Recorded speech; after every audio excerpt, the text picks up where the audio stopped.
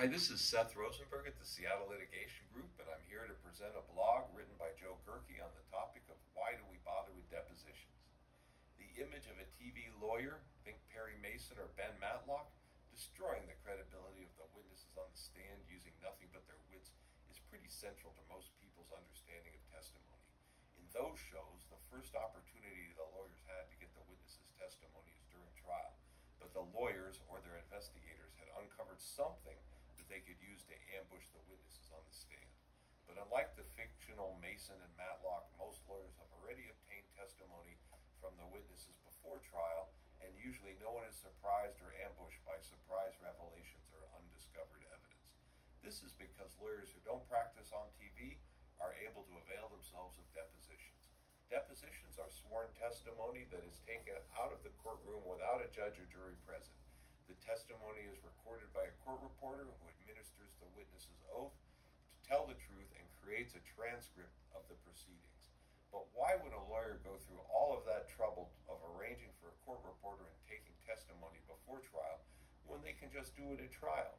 The answer is manifold. Depositions are taken to preserve evidence, either to capture a witness's recollections before their memory fades, or because the witness will not be available to testify at trial. Some depositions are taken because the lawyer is worried the witness's story might change by the time of trial. But most often, depositions are taken because the lawyers want to know what everyone's testimony will be when the case finally arrives at trial.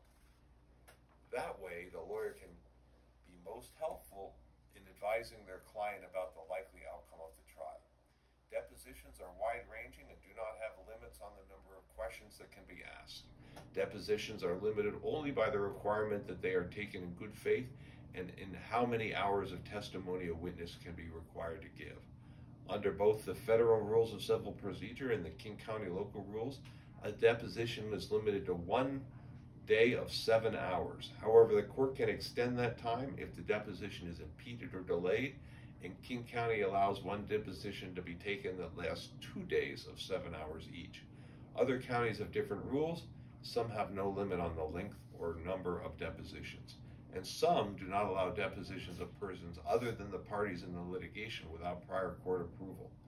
Knowing the local rules of the jurisdiction and understanding the benefits and drawbacks of deposition is key to effectively using depositions to your advantage, as well as limiting the availability of the opposing party to capitalize on those same attributes of your deposition testimony.